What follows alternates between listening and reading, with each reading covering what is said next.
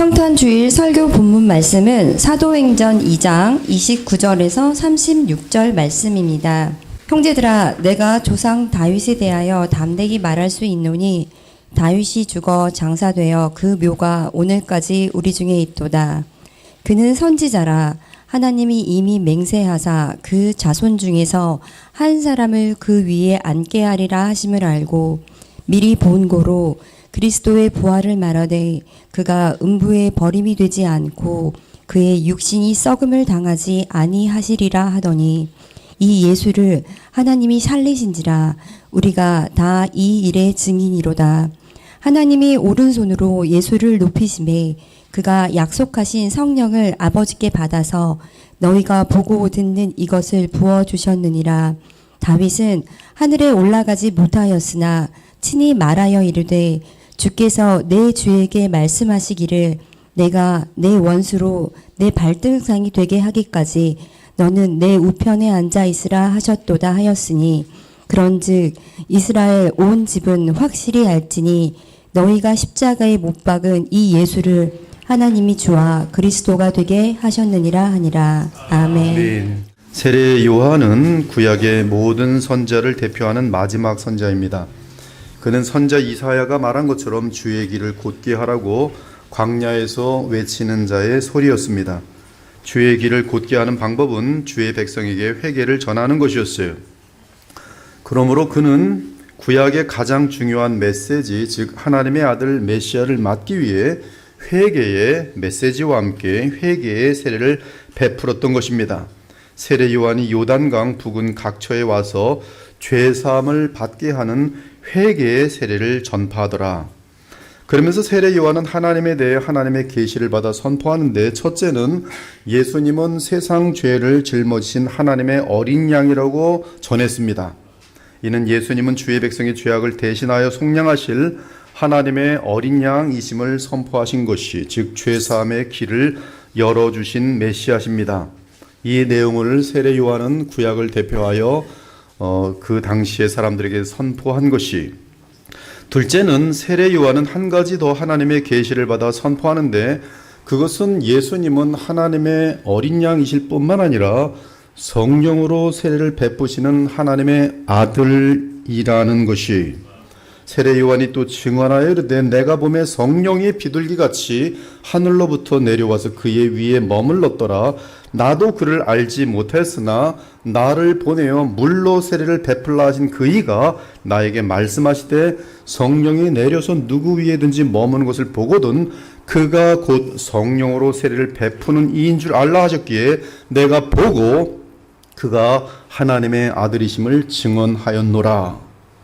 그러면 예수 그리스도께서 성령으로 세례를 베푸시는 사건은 언제부터 시작되었습니까? 그것은 예수께서 십자가에서 속량을 치르시고 사흘 만에 부활하신 후 40일 동안 이 땅에 계시다가 부활 승천하신 후 10일이 지난 후 오순절날에 보내신 성령 강림이 주 예수께서 베푸시는 성령 세례의 시작이 되었습니다.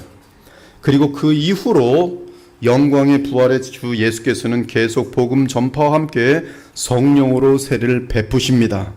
즉 성령의 세례로 거듭남이 발생하고 또한 성령으로 인해 그리스도와 연합하게 되는 결과가 나타난 것이, 사랑하는 여러분, 예수께서 인간의 몸을 입고 세상에 오시기 전에 그분은 말씀 하나님이시며 또한 하나님의 영원한 아들로서 독생하신 하나님이셨습니다. 특히 구약 시대에도 하나님의 아들이신 성자께서는 천사의 모습으로 주의 백성들을 찾아오셔서 구속의 역사, 구원의 역사에 참여하셨습니다. 그러나 성령을 통해 마리아의 몸에 잉태되는 순간, 바로 그 순간부터 그분은 하나님이시자 사람이신 하나님의 아들과 그리스도가 되셨습니다. 그리고 예수님은 구약에서 예언하여 왔던 메시아로서 하나님의 모든 백성들의 죄사함과 구원을 완성하기 위해 십자가에서 자신의 보혈과 생명을 다 쏟으셨습니다. 그러자 하나님께서는 예수 그리스도를 부활시키셔서 하나님 보좌 우편에 앉히셨습니다. 이에 주 예수 그리스도는 부활 승천하신 이후 영광을 얻은 완전한 사람이 되셔서 지금까지 영원까지, 지금부터 영원까지 살리시는 영으로 계속 살아계십니다. 그분은 나사렛 예수세요. 예수께서 마리아의 몸을 통해 이 땅에 오시기 전에 천사의 모습으로 오셔서 구약에서 활동하셨듯이 성령께서도 구약 시대에 역사하셨습니다. 또한 그리스도께서 사람의 몸을 입고 이 땅에서 주의 백성들과 함께 하셨듯이 성령께서는 그리스도의 영으로 공식적으로 이 땅에 보냄을 받으신 후 모든 열방 가운데 하나님의 백성을 불러 모으며 그들과 함께 하여 오셨어요. 성령께서는 지금부터 영원까지 계속해서 하나님의 백성들과 함께 하시며 또한 함께 하실 것입니다. 사도행전 2장은 성령께서 강림하시는 사건을 기록하고 있습니다. 예수께서 부활 승천하신 그 해에 오순절 날에 제자들이 한 곳에 모여 기도하고 있었습니다. 그때 갑자기 하늘에서 세찬 바람 소리 같은 것이 나더니 혀처럼 생긴 불꽃이 사람들의 눈앞에 보였습니다. 그 불꽃은 여러 갈래로 갈라지더니 그곳에 모인 각 사람 위에 머물렀어요. 그러자 그곳에 모여있던 모든 사람들이 전부 성령으로 충만함을 받고 성령이 말하게 하심을 따라 방언을 말하였습니다. 이때 방언은 이방 나라 사람들이 자기들의 언어로 주께서 행하신 바를 듣게 되는 매우 신기한 주 하나님의 초자연적인 역사였습니다. 그런데 성령 강림 사건은 예수께서 십자가 순환을 당하시기 직전에 제자들에게 약속하신 사건이었어요. 내가 너희에게 실상을 말하노니 내가 떠나가는 것이 너희에게 유익이라. 내가 떠나가지 아니하면 보혜사가 너희에게 오시지 아니할 것이요 내가 가면 내가 그를 너희에게 보내리니 그가 와서 즉 성령이 와서 죄에 대하여 의에 대하여 심판에 대하여 세상을 책망하시리라. 예수께서 하신 이 약속의 실현이 바로 오순절 날의 성령 강림 사건입니다.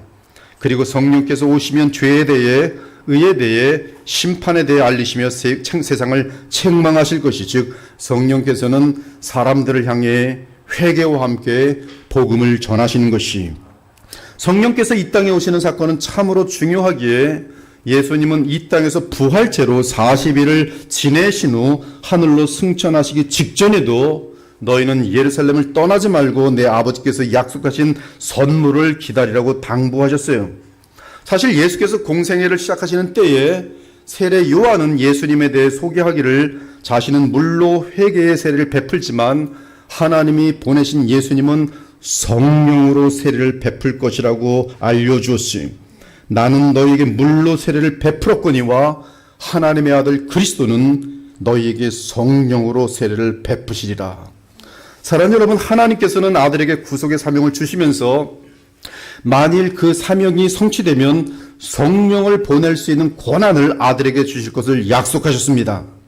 이제 아들이 십자가에서 그 사명을 다 감당하시자 하나님께서는 약속대로 아들을 죽음에서 일으키시고 성령을 베푸실 수 있는 성령을 세례할 수 있는 성령으로 세례할 수 있는 권한을 주셨어요.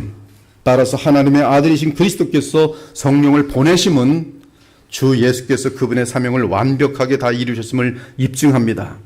그런데 오늘 베드로는 성령 강림 사건에 대해 또 다른 면에서 설명합니다. 2장 14절 보니 베드로가 11사도와 함께 서서 소리를 높여 이르되 유대인들과 예루살렘에 사는 모든 사람들아 이 일을 너희로 알게 할 것이니 내 말에 귀를 기울이라. 너희로 알게 할 것이니라는 말은 성령 강림 사건에 대해 설명해 주겠다는 뜻이 이제 성령 강림으로 성령 세례를 받아 성령이 충만한 베드로는 설교를 통해 성령 강림 사건에 대한 가장 분명한 설명을 합니다. 16절을 보니 베드로는 성령 강림 사건은 요엘 선지자의 예언이 성취된 사건이라고 말합니다. 하나님이 말씀하시기를 말세에 내가 내 영을 모든 육체에 부어주리니 너희의 자녀들은 예언할 것이요 너희의 젊은이들은 환상을 보고 너희의 늙은이들은 꿈을 꾸리라. 그때 내가 내 영을 내 남종과 여종들에게 부어주리니 그들이 예언할 것이요 또 내가 위로 하늘에서는 기사를 아래로 땅에서는 징조를 베풀리니 곧 피와 불과 연기로다. 주의 크고 영화로운 날이 이르기 전에 해가 변하여 어두워지고 달이 변하여 피가 되리라. 누구든지 주의 이름을 부른 자는 구원을 받으리라 하였느니라. 성령의 강림은 말세를 시작하는 징조예요. 말세에 내가 내 영을 모든 육체에 부어주리니. 성령의 강림은 말세를 시작하는 징조입니다. 그러나 말세의 끝날은 아직 이르지 않았어요. 말세의 시작부터 말세의 끝날까지 성령께서는 만민과 열방으로부터 주의 백성을 불러 그들에게 임하실 것입니다.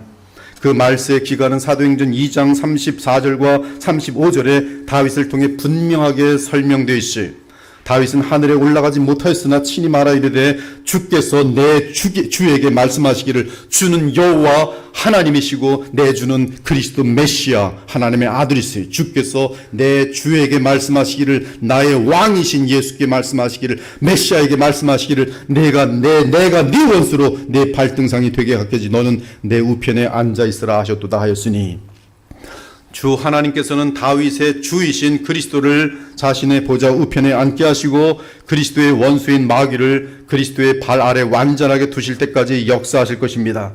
바로 그 기간이 말세, 즉 주의 부활 승천하신 이후 성령을 보내신 때부터 주께서 재림하실 때까지가 말세입니다.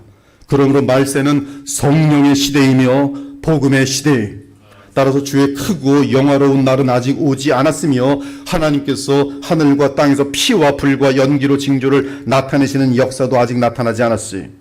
해가 변하여 어두워지고 달이 변하여 피가 되는 날은 마지막 날로서 아직 오지 않았습니다. 그러므로 아직 모든 사람들에게 구원을 얻을 기회가 주어져 있는 것이, 이에 베드로는 누구든지 주의 이름을 부른 자는 구원을 받을 것이라고 선포한 것이, 혹시 구원을 얻지 못하였습니까? 주 예수 그리스도의 이름을 부르기 바랍니다. 내가 구원받았는지 아닌지 확신이 없습니까? 오늘 이 시간 아직 기회가 있을 때 주의 이름을 부르며 그리스도 예수님을 우리의 마음속에 왕과 구주로 진심으로 영접하기 바랍니다. 그러면 성령께서 임하셔서 영생과 하나님의 나라를 주실 것이, 사랑하는 여러분, 베드로 및 이 신약 성경이 언급하는 말세는 유대인들에게 있어서는 메시아 즉 그리스도의 시대를 가리킵니다.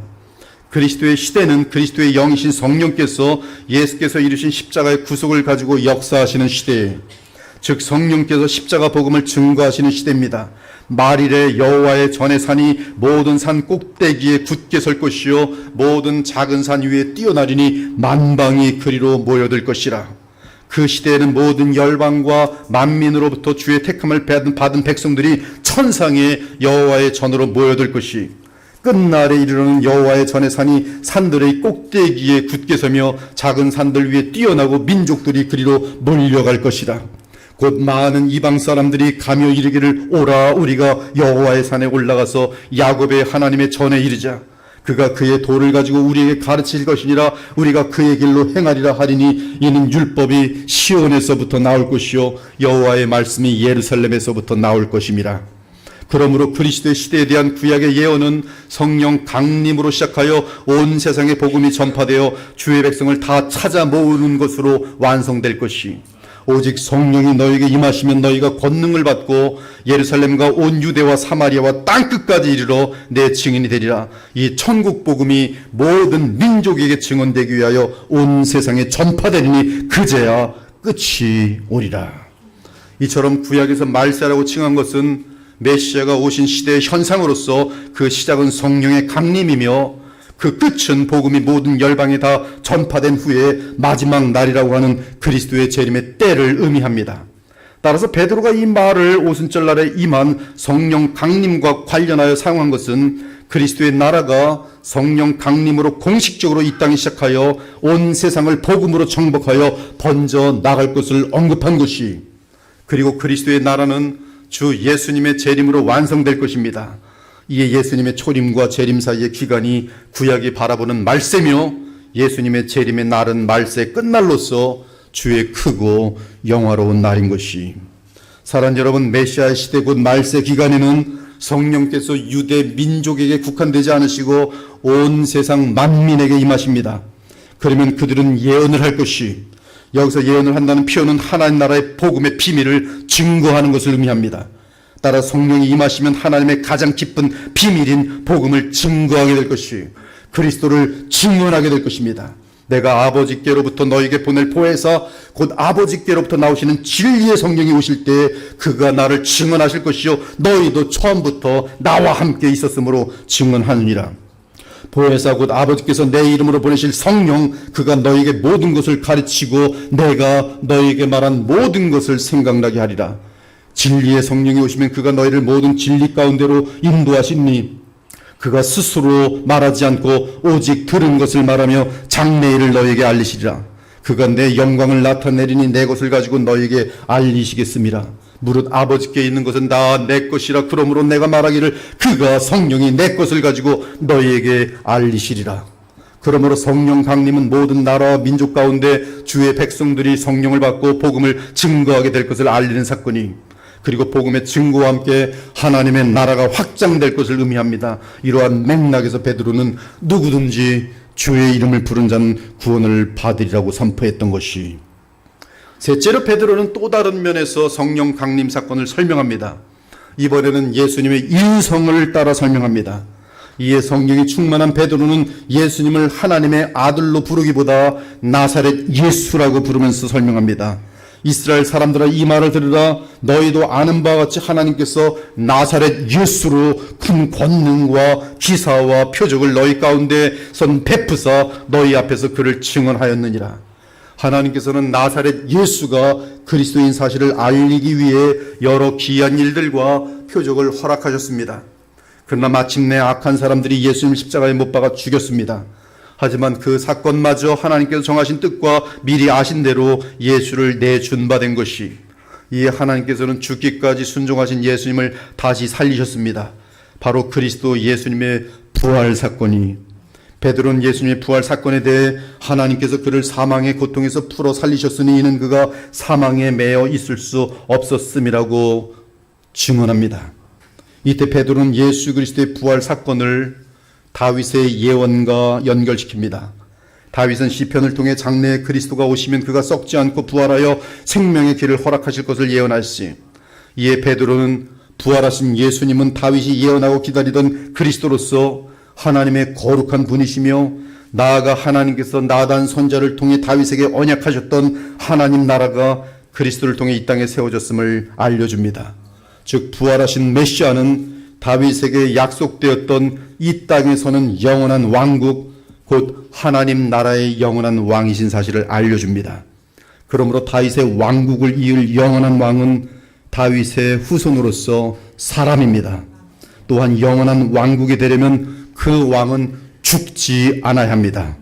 따라서 예수님의 부활은 예수님 그분이 그리스도시며 나아가 사람으로서 다윗의 왕국을 영원히 이어서 다스릴 하나님 나라의 왕임을 입증한 것이, 요컨대 베드로는 부활 승천하신 예수님은 하나님 보좌 곁에 앉아 하나님 나라의 왕으로 계시며 주와 그리스도가 되셨는데 바로 그 증거가 성령 강림 사건이라고 설명한 것이, 이처럼 예수님은 부활 승천하신 후에 성령을 보내셨는데 그 사건이 사도행전 2장의 성령 강림 사건입니다. 따라서 성령 강림은 그리스도께서 부활하여 영원한 중보자가 되셨고 또한 하나님 나라의 왕이 되셨음을 가장 분명하게 증거하는 역사적 객관적인 사건인 것이, 그런즉 이스라엘 온 집은 확실히 알지니 너희가 십자가에 못 박은 이 예수를 하나님이 주와 그리스도가 되게 하셨느니라. 사랑하는 여러분, 지금 이 땅에는 성령의 강림 이래로 하나님 나라가 도래하여 있고 우리 주 예수 그리스도는 하나님 보좌 우편에서 다스리고 있습니다. 이제 앞으로 주의 큰 날이 임할 때까지 우리 주 예수 그리스도는 하나님 보좌 우편에서 다스리실 것이, 그때까지 하나님께서는 성령을 통해 이 땅의 그리스도의 원수들을 정복하실 것입니다. 그리고 마침내 모든 나라들을 그리스도의 발 아래 두실 것이, 이를 위해 우리의 왕이신 그리스도 예수님은 반드시 재림하실 것입니다. 그리고 주 예수 그리스도께서는 그리스도의 나라를 하나님께 바치시고 그 나라와 함께 우리 모두를 품에 안고 영원한 새 땅으로 새 하늘로 들어가실 것이, 그 후에는 마지막이니 그가 모든 통치와 모든 권세와 능력을 멸하시고 나라를 아버지 하나님께 바칠 때라. 그가 모든 원수를 그 발 아래 둘 때까지 반드시 왕 노릇하시리니 맨 나중에 멸망받을 원수는 사망이니라. 만물을 그의 발 아래 두셨다 하셨으니 만물을 아래 둔다 말씀하실 때 만물을 그의 아래 두신 이가 그 중에 들지 않은 것이 분명하도다. 만물을 그에게 복종하게 하실 때에는 아들 자신도 그때 만물을 자기에게 복종하게 하신 이에게 복종하게 되리니 이는 하나님이 만유의 주로서 만유 안에 계시려 하심이라. 무한하게 깊은 하나님의 말씀이 다 헤아릴 수 없는 이 큰 대양의 한 구석텅이에 물 한 모금이 조그만 컵으로 떠내는 만큼의 이해 밖에 날 수 없는 너무나 깊은 말씀이. 사랑하는 여러분, 예수께서 오심은 성령으로 세례를 베풀기 위해 오셨으니 이는 하나님의 나라를 이 땅에 세우시고 복음과 사랑으로 만민과 열방 가운데 택한 백성을 구원하러 오셨다는 뜻이, 오늘도 하나님의 나라의 능력을 의지하기 바랍니다. 여러분 개인으로 사는 것이 아니 하나님의 나라는 능력이 있어요. 거기 안에는 의와 평강과 실학이 있습니다. 그리스도를 부활시킨 성령의 능력을 의지하기 바랍니다. 부활하신 그리스도, 영원히 살아계신 나사렛 예수를 믿고 의지할 때 성령의 충만함과 함께 여러분의 영혼에서는 생수의 강이 흘러 넘칠 것이, 그 능력은 거룩의 능력이며 용서의 능력이며 사랑의 능력이며 그리스도처럼 살아낼 수 있는 생명의 능력이, 우리는 이 땅의 것들을 의지해서는 안 됩니다. 우리의 죄를 사하시고 영생 주시려 십자가에서 죽으시고 영광을 얻으신 주 예수 그리스도를 바라보기 바랍니다. 그러면서 하나님과 주 예수 그리스도께서 보내시는 성령을 힘입어 복음의 삶을 살기 바랍니다. 그 삶에는 모든 승리와 모든 복락과 모든 하나님 나라의 모든 것이 다 담겨 있어요. 성령 안에. 그러므로 오늘도 성령 안에서 우리 주 예수 그리스도의 왕되심을 인정하며 주께 순종하는 하루가 되길 바랍니다. 이 영광스럽고 아름답고 참으로 청아한 이 성탄 기간에 오직 그리스도를 믿는 믿음 안에서 성령의 충만함을 받아 하나님 나라의 의와 평강과 실학을 한량없이 누리시는 저와 여러분 되시기를 우리 주 예수 그리스도의 이름으로 축원합니다. 아멘. 주 하나님 감사합니다. 하나님의 나라를 우리에게 주시고 우리에게 말로 다 표현할 수 없는 하나님과의 교통의 기쁨을 주시기 위해서 성령을 베푸시기 오신 나사렛 예수 그리스도를 오늘 알게 하시니 감사합니다. 우리를 위하여 십자가에 속량하시고 그 말로 다 표현할 수 없는 그리스도의 생명을 바치시고 우리를 죄를 사하여 주시고 나아가 부활 승천하셔서 영생을 주시며 성령을 부으시는 주님, 더욱더 그리스도를 바라봄으로 말미암아 하나님의 능력으로 살아가는 하나님의 자녀들 다 될 수 있도록 은총 내려 주시옵소서. 살아계신 우리 주 예수 그리스도의 이름으로 기도 올렵나이다. 아멘.